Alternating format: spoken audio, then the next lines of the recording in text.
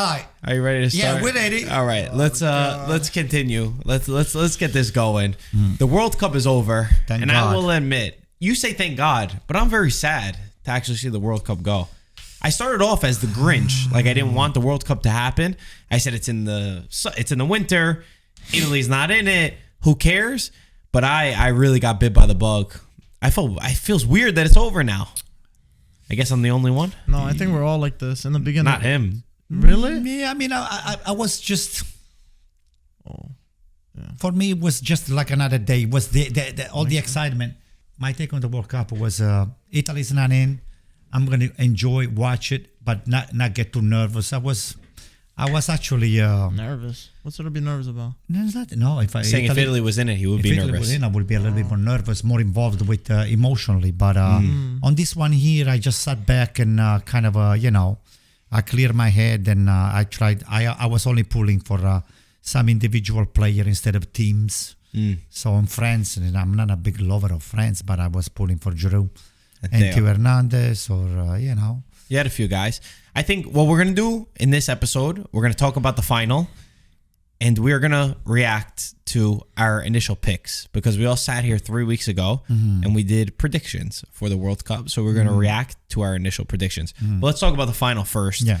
I think that is the best final I've ever witnessed in my entire life. That was one of the biggest thrills. And the reason why I say we all watched it here, we're at a packed studio, and there is no better way to watch a game. I've realized this. There's no better way to watch a game than with your family and friends. You have so much fun watching a game, and watching a game like that. I thought it was going to be so boring because it was just 2-0. I said, Argentina, they won this. That's it. Forget it. And then the way that France got back into this match, and should I say the way Mbappe got his French team back into this match, and then the thrill in extra time when Messi scores, and then Mbappe scores again, and then all the way down to the penalty kicks. I haven't enjoyed a game like that in a very long time. The fact that it was a World Cup final, for me, best final of all time. It seemed like it was going to be one of the worst finals the first 70 minutes. And then that became arguably the best sports final ever. I mean, Argentina was up 2-0. The French came back. Argentina went up again. The French tied it again. Then they had to win it in penalty shootout. Argentina had to win 3 different times. They had to take the lead, and they finally did it. I mean, props to both teams. I think Deschamps made a few mistakes on both sides. I think if he kept Giroud in, it could have been a different result. Mbappe played amazing. He was pretty much a one-man team out there. And I think we also got to give credit to France. With so many injuries out, they still managed to compete and go to the final. I think this just goes to show that... We interrupt this podcast to read an ad from a company that we've worked with for quite some time. They get a little bit annoying sometimes. One of the members, just gets on the back of my nerves. This is for Calcio. Guys, we have new shirts that are released now. Italia tees. Mike, show the back, representing the World Cups that we've won. It's for, in case you forgot, we're going to show a graphic right now of all the shirts and styles that are available for this drop. If you like sweatshirts, if you like a crew neck, if you like a t-shirt, if you like it in the bone, if you like it in the blue, whatever you like, we have it available. This will be a pre-order, and then it will never be back again. Guys, December 21st is the last day to pick it up. A lot of people already ordered, so make sure you do not miss this. Marco, it's a great Christmas gift. It's a great New Year's gift. It's just a great gift if you want to buy it for yourself. People like buying for others. People like buying for themselves. You've never bought me one thing in your entire life. I did. Maybe I'll pre-order one for you, buddy. No, I don't want that. I What want something else. Why not? Because These are I got spectacular. one right now. I have it. Quality? I have it's it. It's so good. And guys, Argentina might have won the World Cup, but Marco, do they have more or equal to Italy? I don't want to offend Argentina right now. Do they have this many? But we have 4. We have 4. And we just need to qualify for the next one, and then maybe we could add a star to it. But for now, this is what's available, guys. If you want them, ItalianFootballTV.com. Check it out. And now, quick. Let's go back to the podcast. France are going to be back. They're going to be better than this because they're going to have their players back healthy. And it's a scary sight how well they did with their, you can say, almost third team on the field. Let's take it one step at a time. Let's definitely start with France. But first, do you think, is this the best final you've ever seen? Because you've been around longer. I think it's a nice way of me calling you old. Best in terms of the game display, but one of the most exciting from the scoring, the back and forth, and the thrill to the leading to the penalty kicks. But I want to pick up on what just Mike said about Deschamps. Deschamps didn't do anything wrong except for subbing Giroud and Theo Hernandez from my side. But on a nutshell, okay, if Argentina would have gone up 3-0, Deschamps, he actually said it. He said, I mean, it would be probably better than losing on the penalty kick that way, because it was very disappointing for France to lose on penalty kick, because they had a chance on the last minute of the overtime with that one-on-one. If that guy will have a very... Mike told me about the name of this kid here. What was his name again? I believe it's Colomwani, but I got to look it up. All right. He was brought in just 10-15 minutes before. There was 1 minute until penalty And it was kicks. 1 minute in the penalty 2 kick. minutes. This guy here, one-on-one. 123rd minute, yeah. One-on-one with the goalkeeper. Imagine if that ball would have gone in. Oh, Lord. I don't think everybody will be talking about Messi or Argentina. That's very true. On the same way that we actually saw it. All the media going crazy, and the Messi, and La Manita, and Maradona, and all the stuff. So apparently Maradona did something from the top of there, because, again, that ball will have gone in. It will have been totally... done and dusted. And nobody will be saying that France will have stolen the goal, the World Cup, because France, like Mike said, for 70 minutes, didn't play. And then on the last 20 minutes, they woke up. Yeah, and then despite the chances that the coach made by taking Giroud out 10-15 minutes before and Theo Hernandez out, that really was the biggest surprise, because you never know what it would have happened. He would look like a hero. Okay, let's go in order. Let's go in order. Otherwise, we're bouncing around. Yeah. France. Let's start with France, because you mentioned Deschamps' mistake. You said he didn't make a mistake besides subbing Giroud off. I think he started with the wrong lineup to begin with. It was something that Mike, you and I, and my dad were talking about. We didn't like the midfield overload. He was playing with two center defensive midfielders. Rabiot had just came back from the flu. With a 4-man midfield of Argentina, and they were completely outrun. It was extremely clear.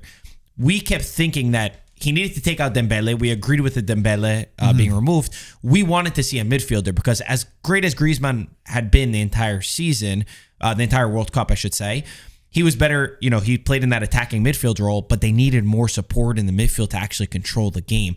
So I was begging to see a midfielder put on into the match to try to match against Argentina, because they threw away the beginning of the game. So that was the first mistake, in my opinion. Tactically, he didn't get that right. And then he dug himself into a deeper hole by getting rid of Giroud, who is your best number 9. The man has been Mr. Clutch, and I can only imagine what he could have done on the field. Now, do I understand because Giroud was not touching the ball? Okay, but to take him out 40 minutes in, when it's not really Giroud's fault, because the guys that need to get him the ball were not doing anything to provide service to Giroud. So it was not a right way for Giroud to play his last World Cup and to be pulled out.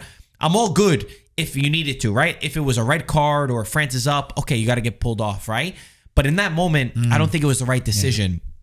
Yeah. Once France did get into the match, it's when the changes came. It's after 75th, 78th minute, and this French team was just led by Mbappe though. When I really think about it, when you see who was the game changer, the man that said, I will put you all on my back because we don't have anything going forward, the class that he showed, I was struck. I know that the whole day, it's all about Messi, it's all about Argentina. I agree with that. But I have to say something for Mbappe. He showed me an incredible attitude for a 23-year-old that looks like the most experienced player on the French team. He wanted his World Cup, and he was dragging his team. He scored a hat-trick. First time a player scores a hat-trick in a World Cup final since 1966, since England did it. And he scored his penalty kick. Again, going the same way 3 times, by the way. The guy has got it. For me, this player can go on to become one of the true best of the game just by that performance. Last thing I'll say, and then I'll pass to you. I do agree, Mike. This is something that you and I talked about a lot. I give so much credit to this French team because of the depth that they had. There is no nation in the world that has the amount of talent that they have in the roster to lose 6-7 first-team starters, still get to the final, and then surely the flu outbreak, the injuries that they had, 1 day less of rest, all of those things played a factor. And it's understandable. The fact that they went out on penalty kicks shows how good France has been in developing their youth and the generations that they have. I mean, they were a few inches away from winning that, and his name is Colomboani. Oh my God. Emi Martinez save. I feel like he was another one that's very underrated. In like 20, 30 years, I feel like Emi Martinez, man, he's a great goalkeeper. Are we going? Where are you going? You want anything more France? No, for France, I'm pretty. Do you want to say anything for him? I like to say this about France again. Theo Hernandez, the way I know him, he will make the run either from the left hand side when Mbappe will move to the middle or vice versa. But Theo Hernandez was not Theo Hernandez. He was probably under the influence. He was probably recuperated at the last minute. He was asked to play and to sacrifice.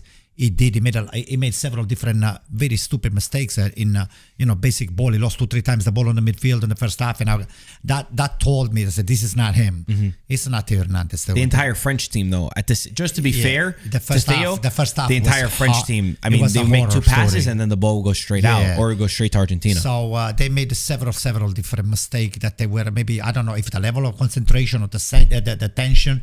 I said this is not. Those are champions. Theo Hernandez and Giroud.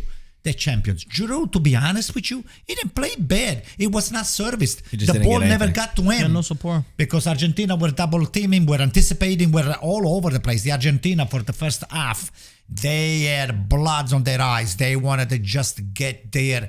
I don't know. They looked like a team, like on a mission. Mm-hmm. Okay, and they were. Yeah. The one thing that last thing I'll say about France, and then let's give Argentina the credit they deserve. The last thing, I felt like I noticed when Argentina had been pressed, when we saw Saudi Arabia press Argentina, when we see Netherlands when they're down 2-0 and then they have to press Argentina. When France eventually goes down 2-0, they have nothing left to lose. In the last 10 minutes, they push. That's when Argentina started to crack a little bit. So I think that the game plan should have been that, to press the backline of Argentina, who a few times I saw that they were losing the ball. They didn't look that comfortable when the balls were being sent into the box. There were a few times both Otamendi and Romero cleared it or they mispossessed it. I would have expected Deschamps to come out with that game plan. I understand all the other factors around it, but I expected a little bit more on that front, to have read the moment and to have watched Argentina's last games and see where the teams that hurt them. When you give them space, you give Messi space, you give Di Maria space, you give Julian Alvarez space, they kill you. They kill anybody, and especially a French defense that conceded a lot of chances. Argentina, they won the World Cup, right? Tip my hat, congratulations. But I got to tell you something. You just named 2 players, Otamendi, Romero, and I will add even De Paul. Those 3 guys, they should have been given at least 1 yellow card in the first 15 minutes. And some of them for repeated foul, they could have been out of the game. If there was a ref, that ref did the game the right way. Am I trying to put the blame on the ref? No. But I think the ref allowed the game to go on and allowed some of those players, mostly from the Argentina side, to get unscathed, unpunished. I would have just another ref. If you would have put another ref over there on the pitch, you could have seen a slightly different game. Because once you have a yellow card and the first warning, okay, you don't play like that. You don't play that nasty again. So you have to just watch how you approach the play. But those guys, they kept doing it, and they got unpunished. I mean, literally no one got punished for fouls that, hands down, they were like pulling from the back or mowing the person down or just fouling somebody on a tackle without touching the ball. Those are yellow cards. Even the penalty, even some of the stuff inside of the box. Did you think it was not a penalty? A lot of people thought it wasn't. I didn't think it was a clear penalty. I don't think it was a clear penalty. But if you allow all the rest of that shit go, Marco, I think that penalty would have been on the World Cup. You have to let go. So let's break down Argentina. You're gonna win. I have so much credit to this Argentina side. Yeah, so did I. I mean, I give them credit. They worked very hard. But did France deserve to lose on the penalty? Maybe not. So for Argentina, this was Messi's 5th World Cup. He had tried so many times before. Whenever you looked on paper in the past, Argentina had one of the best teams. They would always go into it. This year, they went in with a team that was a little bit looked under the radar by most people, right? Most people were talking about Brazil, England, France. A lot of them were considered favorites of the tournament. Portugal. The beautiful thing that this Argentina team did was they built an entire group. They really built 10 men around Messi that balanced him out in a great way. And when I mean that, you said that they were on a mission. You see, they were fighters. They were possessed. They wanted to win this tournament at all costs. And you need to have that little bit of an edge. You know, maybe a lot of the players, they say that they're not the most technical players in the world. They're not the best in their position. But guess what? When you put them all together, they create the perfect harmony.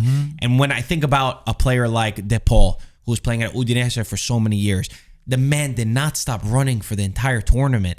He protected Messi. You know, there's a joke about it. But it's so beautiful to watch how the Argentina team was built. And I think the credit goes to Scaloni, the coach. He did not look at names. He didn't just look, all right, you're the big name. You play for this club. You start. And he didn't even say, all right, you had one bad game. Lautaro, you had one bad game. Don't worry, you're going to start again. No. He said, Julian Alvarez, you came in. Boom. Go play. You play at Benfica. Doesn't matter, Enzo Fernandez. Go in. I loved that about Scaloni. And what about Dybala?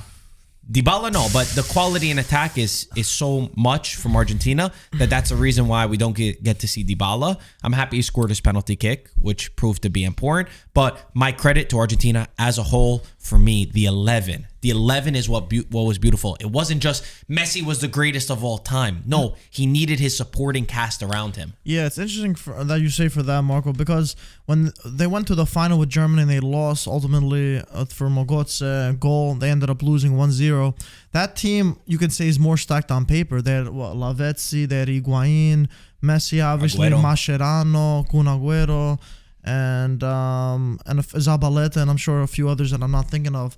But this team, it was more of, even I said, a lot of these players like Emi Martinez, he plays in Aston Villa, McAllister worked his way on, he plays at Brighton, Benfica, Otamendi, and Enzo Fernandez plays there. So they're not particularly the most extravagant names, or they don't play for the most extravagant club, but they had something a little bit more, and I feel like Messi matured a little bit also. He knew that it's do or die now, and you saw more of like a bite from him, more of like that thing that people said he lacked in the previous tournaments. He doesn't have that fight in him. A lot of people say he just puts his head down, whatever happens, happens. But this time he fought. He really, I don't know, maybe he felt something more that he needed, that he knew it was his duty to guide his country. I really think that the guys around him like helped inspire him. And he knows it's his last one. And there was like a dog about his game. And we had seen him, sometimes the pressure came too much, right? But he stepped up. He scored his penalty kicks when he had to. He played his part. I mean, the vision that the man has at 35 years old is just, it's spectacular when you watch what he does. But I think the beautiful thing for me is that I love football just because it's like, it's a team. And I love the balance that was created within this locker room. It seemed like it was so healthy. Everyone was on the same page. And yeah, last shout out for that Emi Martinez, who I will say, I think this guy is the underrated player of the tournament. I know the award goes to Messi. I know that the Golden Boot goes to whoever. But they would not have won this World Cup without Emi Martinez. Not just because what he did on the penalty kicks against Netherlands and then France, but also the save that he made. He was so crucial. This is a man that's 30 years old playing his first World Cup. 4 years ago in 2018, he went to Argentina's game at the World Cup as a fan in the stands. He took a selfie there showing just because he was just Argentinian. He had not been the first choice until last summer. And he came within this squad and he brought an attitude and an edge. And that's what I'm talking about. It's like learning how to win. I know people get so mad at what he did, right? That he threw the ball and that he would psych the player out when they're going for penalty kicks. But that's what you do if you want to win. When you want to win, you do whatever you have to. He followed within the rules. Is it a little bit unsportsmanlike? Yeah, sure. But guess what? I want a goalkeeper like that, saving my penalty kicks, than Hugo Lloris, who like stands there. I mean, the guy looked like he made himself smaller. He, open up, stay big, get in their minds. That's why Emi Martinez did so good. And even if he only saved one penalty kick, it's just the mental pressure that he put to make them miss. Okay, this is where I see it. I 100% in agreement with you. To me, he should have been the MVP. I mean, they gave him the Golden Glove. best Golden Glove. What'd you think about what he did with the Golden Glove? Well, that's disputable, and he probably regretted what he did because it's not what you do, especially after you win the World Cup. I don't think you regret that. Well, let me just say something. When you isolate all the noises and you actually focus on the penalty, like you just said it, the Argentina goalkeeper to me is the one that deserves most of the praises. 100%. Because Messi and Dybala and a couple other players, they took their penalty with a lot of risk. I mean, if I would like to see Magnan or another guy. No, don't laugh. I'm just serious. I'm laughing in agreement with you. Magnan. 3 of those penalty, not because he plays for AC Milan, he will have saved them. He's injured. That's one of the problems for France too. Although Hugo Lloris would have been I would love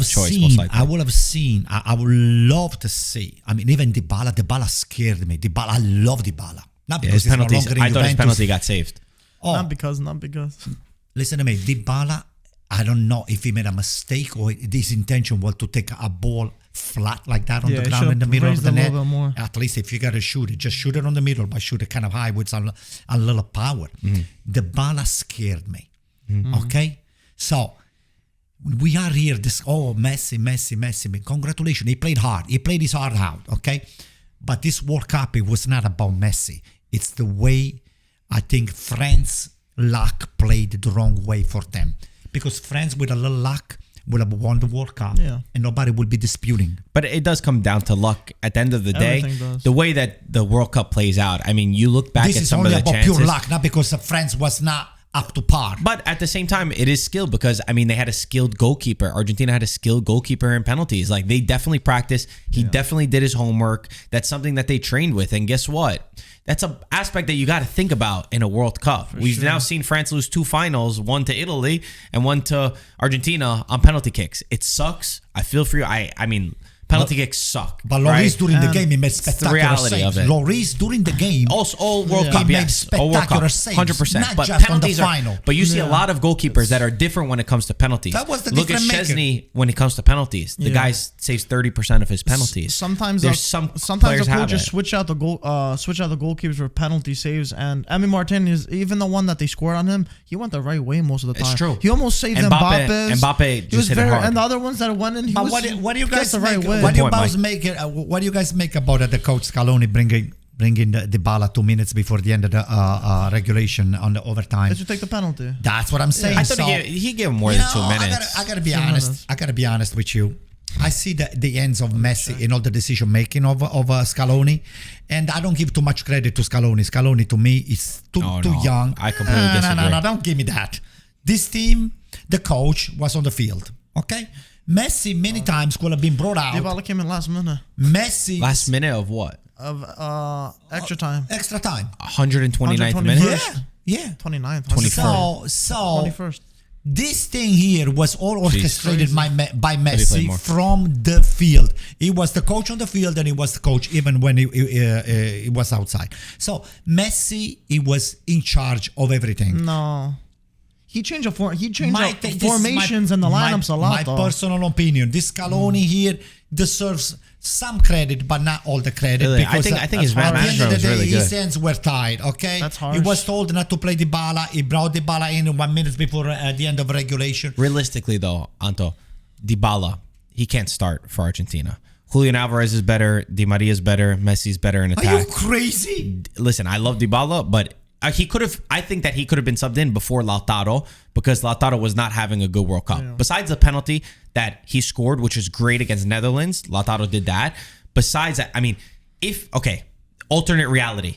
If Argentina doesn't win the World Cup, right, Lautaro would have been looked at like a Higuain for the misses that he made. For sure. I mean, Scaloni will be looking like an idiot because for not bringing Messi into the game. He had that one header. He had a couple of one-on-ones. I know one of them was offsides, but they were big misses. And I said, my gosh, how is he missing these chances and missing them bad? But that's how Higuain was kind of the scapegoat when Argentina lost. The only difference is he didn't start the final. He was on the bench, so I don't think he would have got the same. He would have got the same. It would have been the same treatment as Higuain just because he was on the bench. But I give credit to Scaloni for benching Lautaro, someone that was doing well up to the point of Serie A, and bringing in Julian Alvarez, who has been kind of on and off, and starting him there. And there's multiple times I remember saying that he switched to a 3-man lineup. He switched players on the field, the starting lineup from the previous match, and I was like, whoa, that's very bold moves from Scaloni. And they ended up always panning out, and they ended up always pretty much winning, except the first match. That's good management. So I give credit for him being a very young coach. And also, fun fact, him and Messi also played together in Argentina at the same time. He 2006 World Cup, also right? was a player for Atalanta, I believe so. Yeah, and Lazio. He also played for Atalanta and Lazio. Scaloni. Oh yeah, well, Why? yeah. But I think it was the 2006 World Cup. I No, can double check. That Messi and I remember Scaloni seeing were a photo, teammates. but I'm not sure. Not too much 2006. praises for Scaloni. Scaloni, I think, it was secondary to the Argentina winning the World Cup. I think Italian last name also, That's right? that's your Italian last name also, right? Yeah, it is. It means big step. Scalino, it's a small step. Scaloni, it's actually several big steps. Big step and big trophy that he won. Uno scalone, it's a big stairway. Actually, it's scalone means something that is even materially speaking, something made out of stone. Uno scalone. I'm You sure don't make people a are very scalone interested out in of this. wood. But uno scalone. scalone. But to me, it's a scalino because he had no decision making. So, All right, so that's now harsh. we come to my favorite part Which of this is? show. That is report Oh, cards. there you go. You know why? Before we do it, What we did. Oh, Mike, can you make the coffees in the meantime? I'll make it, yeah. It's fine. You're nowhere near the top over here, so that's fine. you got no problem. I'll start making, but you got to keep talking because I will keep talking. Don't worry about that. So, if you guys remember, 3 weeks ago, we sat here and we did our entire World Cup bracket where we predicted around the 16, quarterfinals, semifinals, finals. We said that we would look back on this, and we have. And we've tallied up who everyone got. Just to be quick, we'll just read off some of the... we have a point, since we did our point system. I'll read off who each person's final was. Now, I think Peter and my dad just didn't show up because they were so embarrassed that they had this wrong. So I'll read theirs off first, and we can laugh at them, Antonio. Yeah. My dad had Brazil-Portugal final with Portugal winning. I laughed for you, okay? Thank you. Peter had Argentina-Spain final with Argentina winning. So he got it. He got Argentina. He got the correct winner. Absolutely. Antonio. Go ahead. Hold on. I'm gonna save it. Save that. Okay. I'm gonna save it because Mike is not here yet. Yeah. Mike, what did Mike had a Brazil-Portugal final with Brazil winning. Wow. A lot of people had a Brazil. Big believers in Brazil. That's me. I'll do me. I had an Argentina-France final with Argentina winning. What does that tell you? I don't know. You only pick up the top team and you never pick up the underdogs. What Listen, did I have, by the way? You, Antonio, had, and Mike, if you can, put the video on Antonio because I want the people to see his face when I read off his World Cup final. Yeah. Antonio, you had a Spain-Belgium final with Belgium winning. What do you have to say for yourself? What do I have to say for myself? What do you have to say for yourself? Well, listen, I picked the wrong team by mistake. I mean, unfortunately, not because. I'll tell you what. Where did it go wrong? What did it go Group wrong? Stages, the but where did stupid it go loser wrong? of La Lula that my friend Peter says La Lula star. No, don't make me say anything. Can you say star something? No. Okay, La Lula. Okay, La Lula is screwed up, meaning the Lukaku. He screwed up 5 huge chances and precluded Belgium from moving to the next round. Belgium didn't have a very bad team. They were not playing the best World Cup, but they were stocked up with talents. I always liked Belgium, but individually they have spectacular players, but as a team they suck. So my mistake over there. Spain. They always do the same. Spain got eliminated again, almost not for the same reasons, but they got outplayed by Morocco. Yeah. So Morocco did extremely well, and in that regard, I was extremely happy that not that they beat Spain, but that they moved. You know, that Morocco as a team, like a small team, as an underdog, a nice underdog story. because that's what I try to pick underdogs. You picked the wrong one. I picked the wrong underdog, but So I would have been happy to have seen the final to be Morocco and Croatia, but unfortunately, you know, we all would have been. You know, Let's go. I'm going to say first, second, third, fourth, and fifth place real quick. Yeah. And then some thoughts on each of on the three of ours final four. So I came in first with 125 out of a possible 160 points. It's very well done. Second place, Peter Ukurt, 86 out of a possible 160 points. Better than I expected from him. Not bad, not bad. In third place, Michael Kantaris, Very disappointed. 55 out of a possible 160 points. Probably my worst performance ever. Very disappointed myself. Couldn't sleep for 2 days. In fourth comes Antonio with 47 out of 160 points. Oh my God. And in last place, and here's a shocker because this guy tries to come off as the guru all the time. Yeah, you're gonna say that. 30 out of a possible 160 points, my dad. But I tip my hat to your father because your father goes for the underdog. How is Portugal and Brazil underdogs? And he believes, but He had England, Brazil, Denmark, and Portugal as a semifinal. That's not underdog. Denmark is a fair shout, but they went out in the group stages. Okay, so but you know, Disappointing. really disappointing. So I'm gonna hand so each. this I gotta tell you something. This World Michael, Cup, that's you. This World Cup Antonio. was from the very beginning an anomaly. Okay, I'm glad that it's over. The fact that it was started the week after all the campionati were forcibly stopped to play the competition, and now we find ourselves 2 weeks break to have the campionati restarting with all of those people are already stressed out, especially the people that went deep into the championship. All right, from the semi-final to the final. Again, this was an anomaly, and that's what he played into the hands of Argentina and France. Are you gonna hang this on your fridge, by the way? I am. I'm not ashamed of myself. We hang them on the fridge over here. I'm not ashamed of myself. What I want each of us to do, I'll start so you guys can look at yours for a second. Yeah. Just react to some of the picks and what you were thinking. Yeah. So if I look at mine, I did really well until the semifinals. Brazil going out obviously screwed me because I had them going into the semifinals, and then where I messed up, my big mistake. I had France beating England. I thought those ones were obvious. Argentina beating Holland, easy.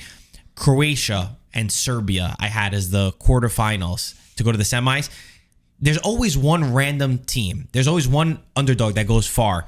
This year it was Morocco. That was my big mistake. I didn't predict Morocco to be there. I thought it was going to be Serbia, and I didn't have Croatia beating Serbia to go to the semifinals. Otherwise, I would have done really well. And then Argentina, France, the two of them, I knew they were the best teams from the tournament, and I felt like it was Messi's year. So that's how I got Argentina. For mine, I think I did pretty exceptional up to the quarters. And then after that, as we know, this was like the World Cup of underdogs and surprises. First of all, I put England, France. I put England going through solely because I did not think France's C team would be so well. So you would think, whatever. I'm not that crazy. Would think. I guess, yeah, exactly. They proved me wrong on that.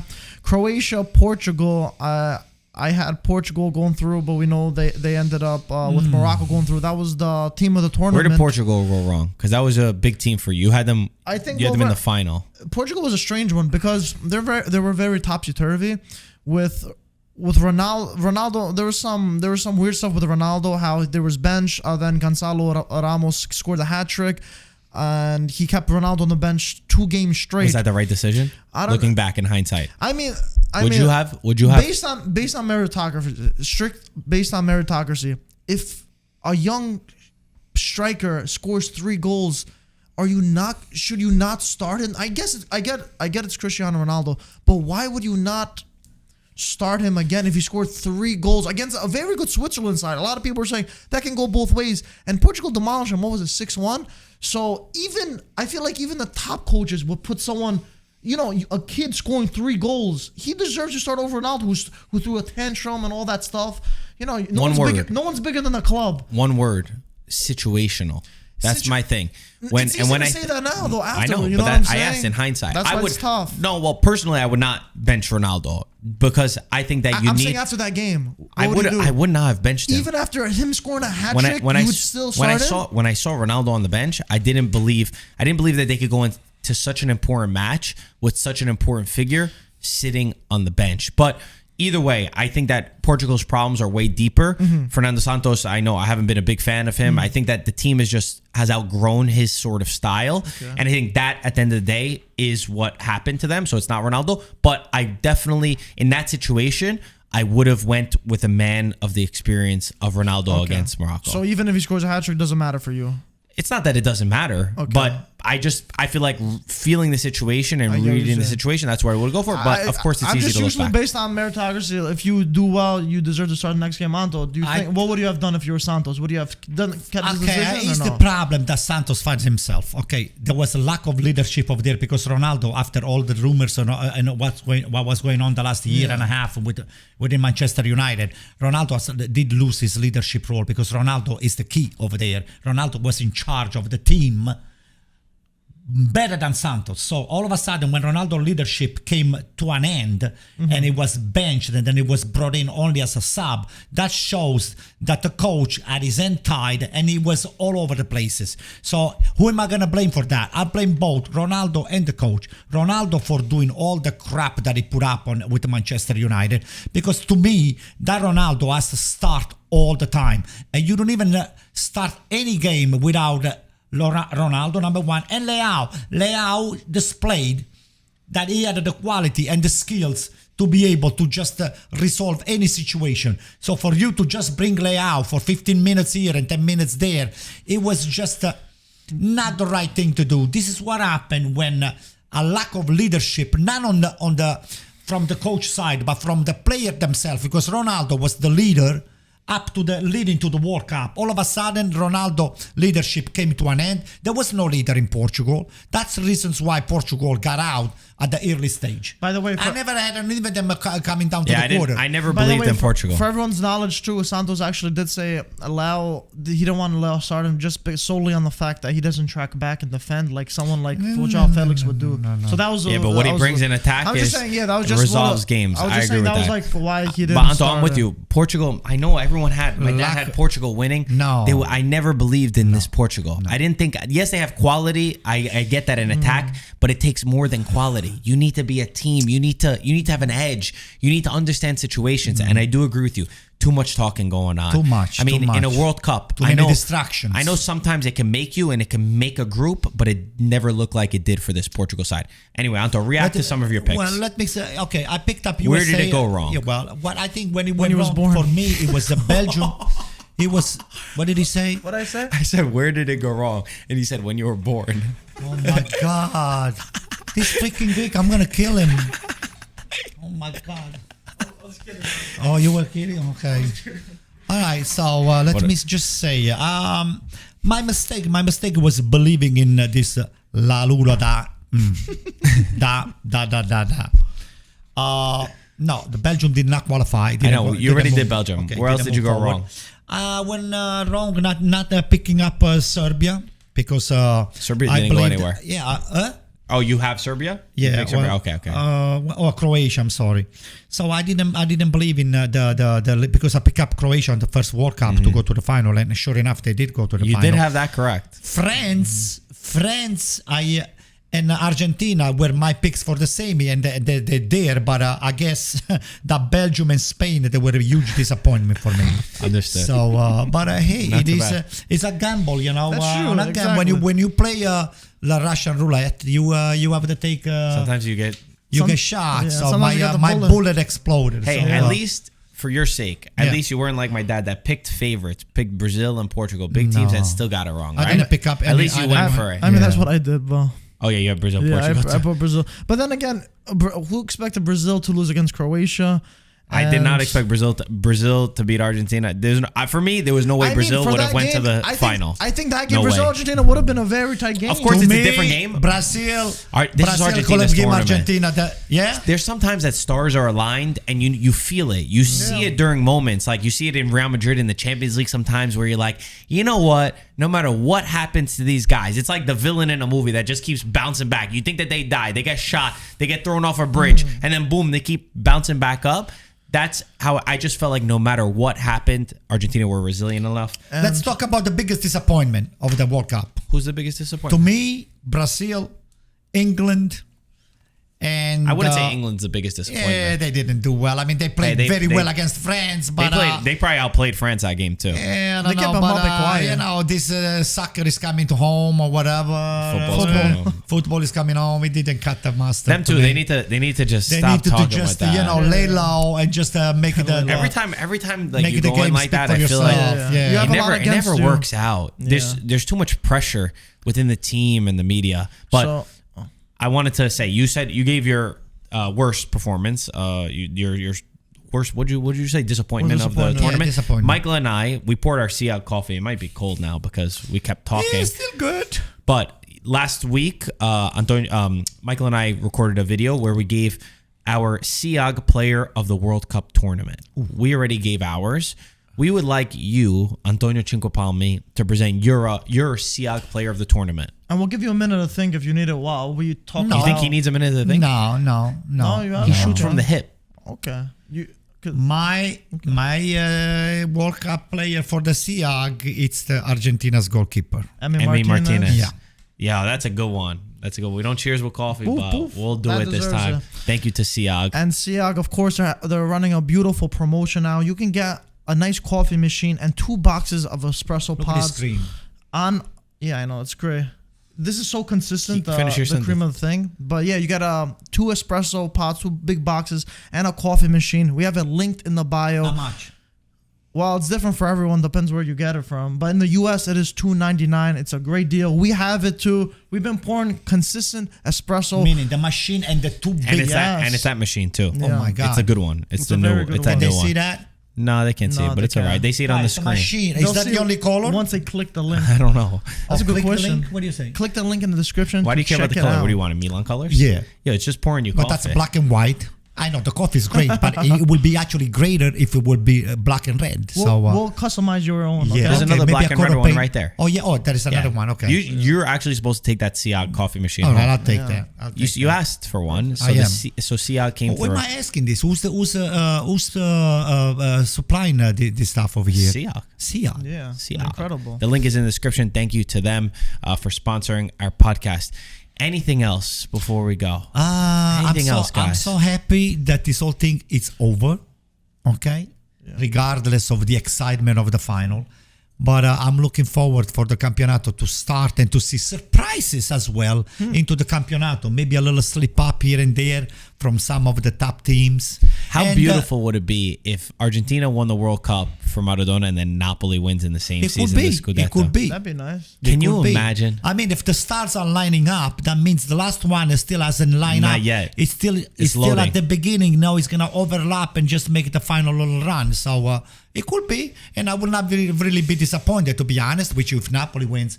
I wanted to see Juventus. Maybe not making it to the Champions League or the UEFA. I mean, regardless, they're not going to make it anyway. Even if they're points wise, they're going to do it. But they need to be spanked. They have to be. They must be spanked. That's such a Don't weird you agree with statement. that, Mike? I mean, I don't know all the details yet, but I got to We step in front of need to me. spank them one by one. Well, why are you scared of Juve? Milan now in a class of their own. That is a You don't have meme to right worry there. about anyone Somebody else. needs to just cut that. We need to spank them. Spank Juventus, yes. Okay. And we're talking about Serie A also. There's a bit of news with the semi-automatic offsides. They're saying Serie A is going to implement it January 27th.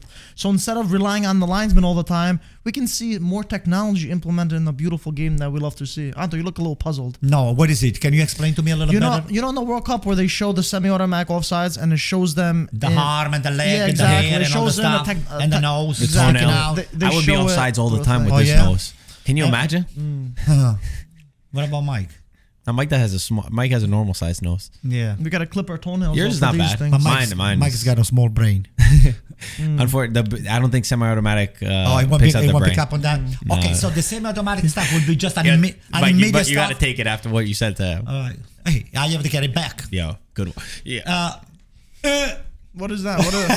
Why do you put your elbow so high up? handshake. This is the dummy handshake. Don't call it the dummy handshake. What is it? I understand why it's called that. Oh, okay. We're not supposed to call it that, What is Paisa. this thing here? Explain to me one more time. So do you know when there's offsides, they show it in a technological point show a of graphic. view? Just like Yeah. when the ball goes over the line or The not? VAR shows graphically or just is the... Show me. I seen it, but it's going to be an instant stuff, an instant verification? You see it's that? gonna be like Yeah. that. You know I when know it shows that. that? Yeah, That's what's going to happen in be. Serie A. And so the technology Starting is January being 27th. implemented It's as being we speak implemented. right now. Yes, as we're Oh, talking. that is beautiful. Yeah, it's good So news. we're not going to be debating whether they call For it. offsides, So no. what if? Okay, I'm going to throw it. I'm going to throw it at you. What if there is an offside? I'm going to dodge. What if there is an offside? The ref doesn't detect it. The VAR does not detect it. No, the What happened with semi-automatic. this thing here? Semi-automatic. So this is going to just boom. And you know what's better than What this? is going to be? it's like a gonna lightning show you bolt. the light. Yeah. But you Basically. know what's better than this? You know how you got those grainy pictures of you see, you know, when You you, can't zoom tell in, from you don't the see angle. it. But Right. through a graphic like this, it's much more clear for everyone to see. So it's You likely, understand? it's most likely like the goal technology that when Exactly. the ball goes it's like off the VAR, the it's wall like- line and yeah, then goal line technology, You're bro. smart, man.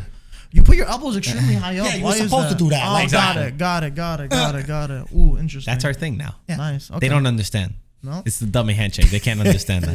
Yeah. You need a low IQ for that one. Thanks, Mike. Guys, let us know if you enjoyed the World Cup. If you predicted correctly, let us know if you're excited also for Serie A. As always, thank you for watching. We'll talk to you Wait, soon. we have one more thing. Ciao, One more ragazzi. thing. Hold What? on. Before you What? shut it down. No, we got to go. A lot of people, they're asking me whether the merchandise is still arriving. These culture shirts, they're going off the shelf. They went already off the shelf. So whether I still some We released new merch. We said it in the beginning of the podcast. But not, what about new merch? I mean, is this included? It's actually, I'll show you the picture. I'll show you a picture. You haven't seen it yet. So we did a pre-order. Oh, you saw it. Remember I had the shirts over here. Remember it said Italy and it showed the 4 World Cups in the back. Oh, okay. Remember the t-shirts? All right, but those 1 year, they're still coming, yes or not? No. These are A lot of people that are asking for the hoodies. a lot of people got The these. These are what? pretty much The hoodies. the hoodies. What did you say? Hoodies. There's a few left. You could check our website Very in few. case Ah, anything that got added. yeah. ItalianFootballTV.com. Anyway, thank you guys for watching. We'll talk to you soon. Ciao, Ciao, ragazzi. guys. And Forza? Forza Milan. Why'd you get confused there?